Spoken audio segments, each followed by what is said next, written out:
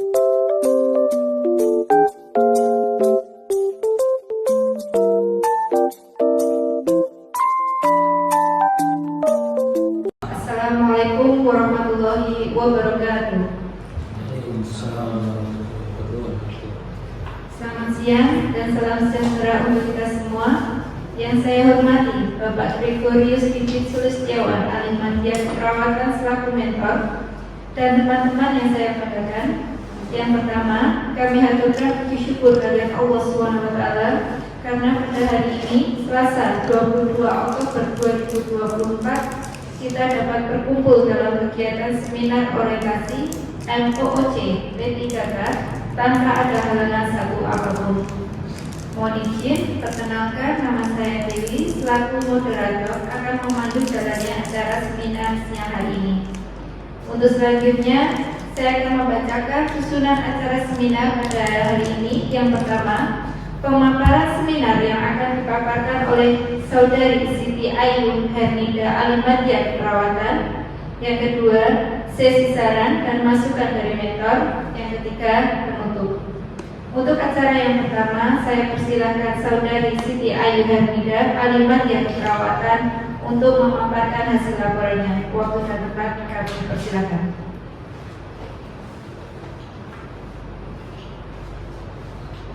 Terima kasih Mbak Dewi selaku moderator kesempatannya.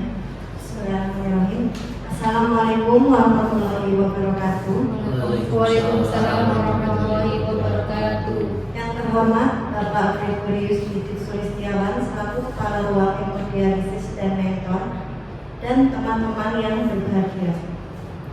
Pertama-tama marilah kita panjatkan puji dan syukur kehadirat Allah Subhanahu wa Ta'ala karena pada hari ini kita masih bisa diberikan kesempatan untuk berkumpul dalam acara seminar orientasi nilai dan etika pada instansi pemerintah P3K Kota Surakarta tahun 2024. Selanjutnya, perkenalkan, saya akan memperkenalkan diri saya. Nama saya Siti Ayu Hernida Ristutiana, ahli media keperawatan, NI P3K 1992 11 14 2023 212009.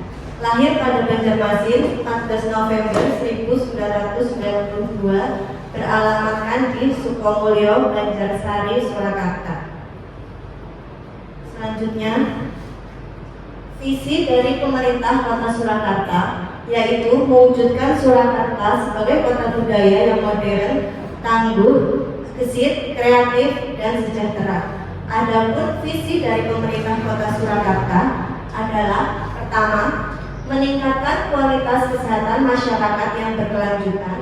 Yang kedua, memperkuat pertumbuhan ekonomi yang adaptif dan berkelanjutan. Yang ketiga, mewujudkan tata ruang dan infrastruktur kota yang mendukung kemajuan kebudayaan dan pariwisata berkelanjutan.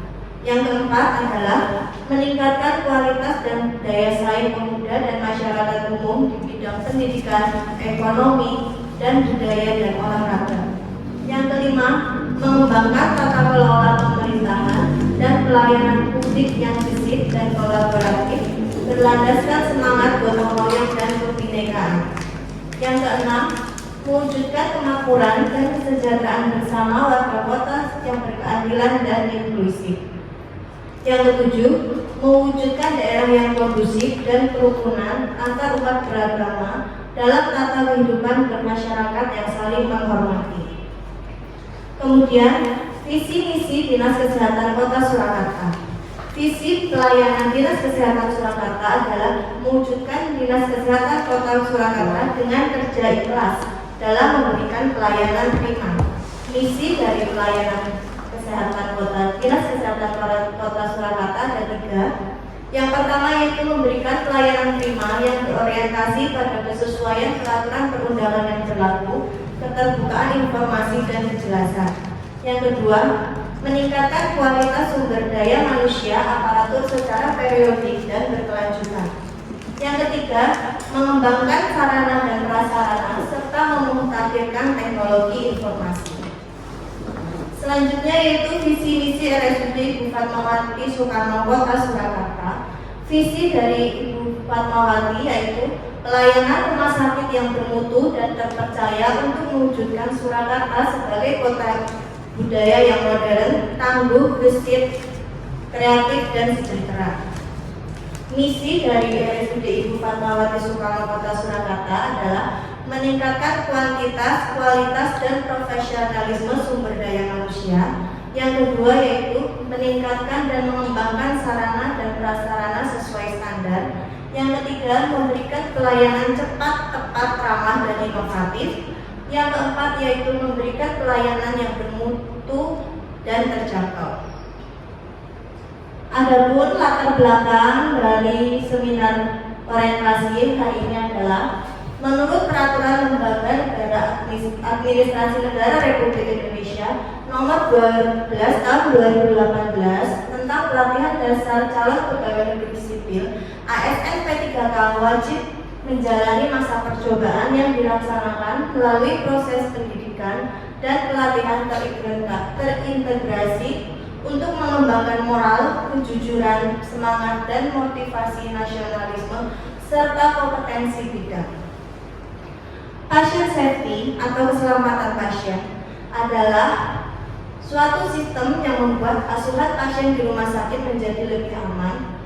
Pada pasien yang menjalani hemodialisa memiliki risiko jatuh yang lebih tinggi dibandingkan populasi umum, berkisar antara 13 hingga 25%. Sehubungan dengan pentingnya peran perawat dalam melaksanakan keselamatan pasien di rumah sakit terhadap risiko jatuh, maka penulis mengambil isu yaitu optimalisasi peran perawat dalam pencegahan risiko jatuh di ruang hemodialisis RSUD Ibu Fatmawati Soekarno Kota Surakarta. Selanjutnya, rencana identifikasi isu yang didapatkan di ruang hemodialisa ada dua.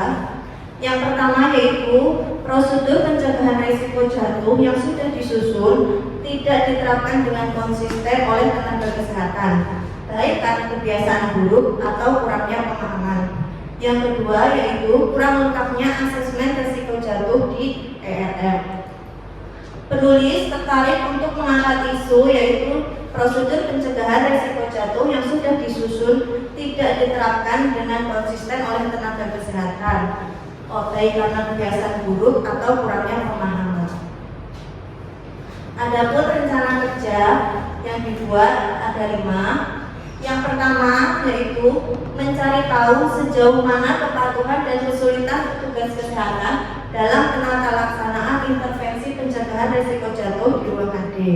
Kemudian yang kedua, merencanakan pembuatan checklist intervensi pencegahan risiko jatuh dan penyusunan SPO baru atau memperbarui SPO lama yang ada di ruangan AD. Yang ketiga, membuat checklist intervensi dan membuat SPO rencana pencegahan risiko jatuh di ruang AD. Yang keempat, melaksanakan checklist dan penerapan intervensi pencegahan risiko jatuh dan SPO yang telah disetujui sesuai dengan skor yang didapat.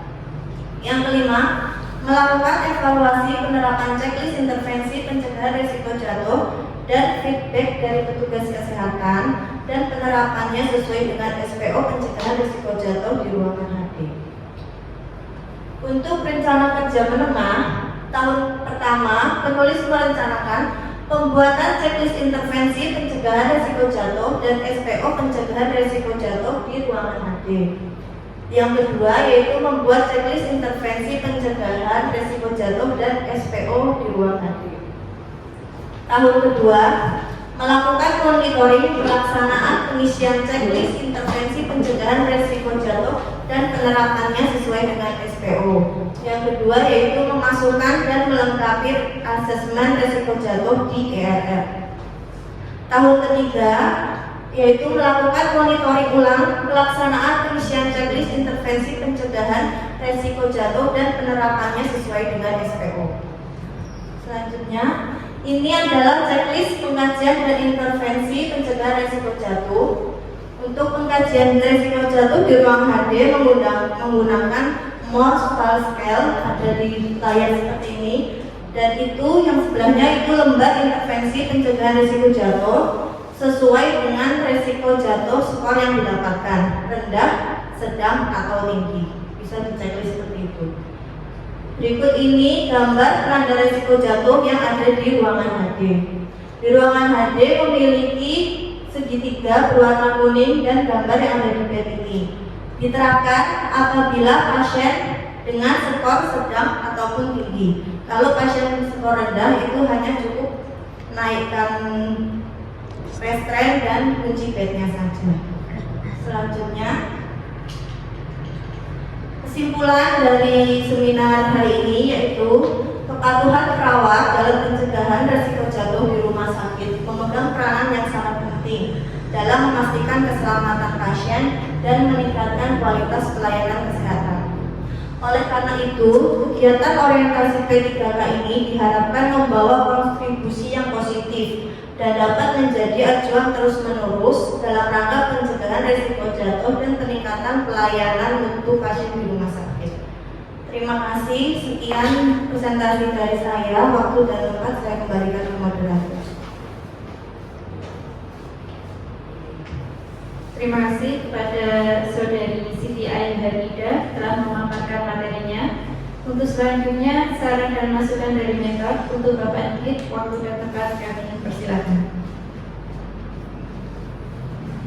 Terima kasih. Selamat siang, salam sejahtera untuk kita semua.